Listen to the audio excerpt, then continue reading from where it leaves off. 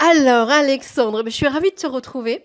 On va creuser un petit peu, grâce à tes retours, comment tu manages la vidéo à Open Classrooms. On a la chance ici de pouvoir travailler non pas sur des projets, mais plutôt sur un produit. On a un système d'amélioration continue auquel on tient, qu'on développe chaque jour. On a la chance chez Open Classrooms de pouvoir échouer souvent, de pouvoir apprendre de nos erreurs très rapidement. Et donc ce qui nous permet de développer et de produire autant de contenu, c'est avant tout l'équipe. Oui, c'est ça, tu parlais de la patte humaine, des qualités humaines en fait qui sont centrales pour toi. Voilà, tout à fait. Notre équipe, elle est montée avant tout sur des qualités humaines. On a un process de recrutement qui est très complet. On a une équipe qui est aujourd'hui hyper cohérente, qui sait travailler en collaboration et qui permet d'avancer très rapidement, de développer des idées très rapidement et qui s'entend sur la plupart des points. Donc, C'est ce qui te permet d'être en travail d'amélioration continue au niveau de la technique. Tu peux nous dire 2 mots par rapport à ça? oui, bien sûr. Donc, ce qui nous permet d'avancer techniquement, avant tout, comme je le disais, c'est l'équipe. Ouais. Une équipe qui est cohérente, centrée sur l'amélioration du produit. Notre force chez Open Classrooms, c'est de s'être permis et d'avoir pu, avec le temps, effacer de notre travail toutes les tâches répétitives. En fait, on a quelque chose qui est assez simple, c'est que le travail des robots, on le laisse aux robots. On essaie de centrer toute la valeur sur le travail de l'humain. Ouais. On a des personnes qui bossent en pré-production avec les équipes pédagogiques. Les personnes en post-production travaillent aussi en amont du projet. Tout le monde est au courant du déroulement, de la timeline, des jalons et de la façon dont on va produire un cours. Donc sur plusieurs cours en parallèle parce qu'on a une équipe d'une dizaine de personnes en comptant que la vidéo.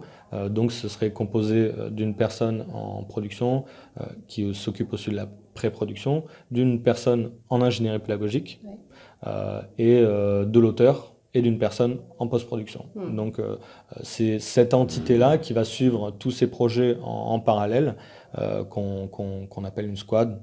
Oui, on va expliciter tout à l'heure peut-être ce que tu entends derrière squad, parce que même physiquement, les gens peuvent être à proximité et tu me détaillais comment ça engendre beaucoup plus de cohérence sur le produit fini en fait.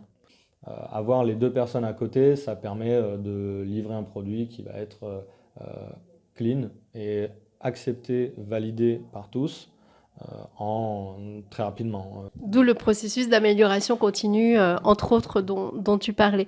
Donc, en fait, on est déjà en train d'aborder là la deuxième question qui a à voir avec les compétences. Donc, c'est quoi ton job? J'ai une position de leader de cette équipe vidéo. Concrètement, mon job, c'est de mettre en place toutes les méthodes et mettre en place tout le processus et recruter une équipe pour pouvoir optimiser chaque élément de la production d'un cours. Ça permet à l'équipe de se développer techniquement, de se développer sur le plan créatif, sur le plan pédagogique. Alors Alexandre, je sens en filigrane, à travers ce que tu dis, la partie à la fois technique et la partie forte humaine au niveau management. Comment tu nourris tout ça? Qu'est-ce qui t'inspire? Où est-ce que tu vas puiser ce qui te fait avancer au quotidien? Mes méthodes de management, je les ai pas apprises, je les ai développées avec le temps à force de travailler avec des humains. Sur le plan organisationnel, par contre, il y a quelque chose qui m'inspire, ce sont les équipes de développement, équipes de développement web ou appli. On a la chance d'avoir une équipe de dev top niveau avec un CTO top niveau sur le plan humain, sur le plan technique, sur le plan organisationnel.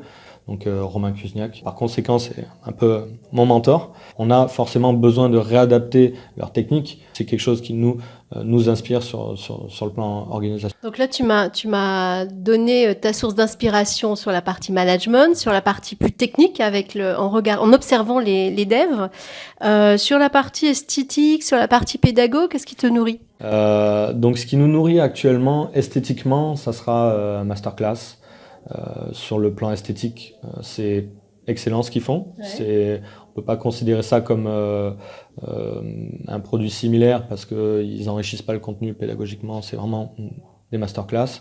En revanche, sur le plan pédagogique, leur façon d'articuler les éléments, je citerai Vox et leur chaîne YouTube, c'est excellent. C'est super bien fait, les informations sont très bien amenées, esthétiquement c'est parfait, c'est articulé parfaitement. Je recommande leur chaîne YouTube et ils ont aussi développé une série avec Netflix qui s'appelle En Bref et qui est très bonne aussi. Mais cartonne. Voilà, mais petit point sur leur chaîne YouTube, excellente. Okay.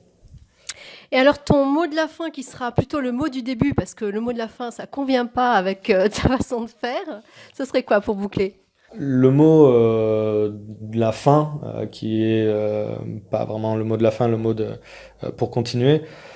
La force d'OC, c'est son équipe. On a un process de recrutement qui est très complet, qui est très long, qui est hyper exigeant. On a la chance ici d'attirer des talents. Et d'autre part, on a chez Open Classrooms un regard qui est toujours tourné vers l'avenir. On a toujours un pas devant et c'est ce qui fait qu'aujourd'hui on arrive à développer autant de contenu avec un regard toujours, un focus sur la qualité de notre contenu parce que notre vrai focus, c'est fournir à nos apprenants la meilleure expérience pédagogique. Super, bien Alexandre, un grand merci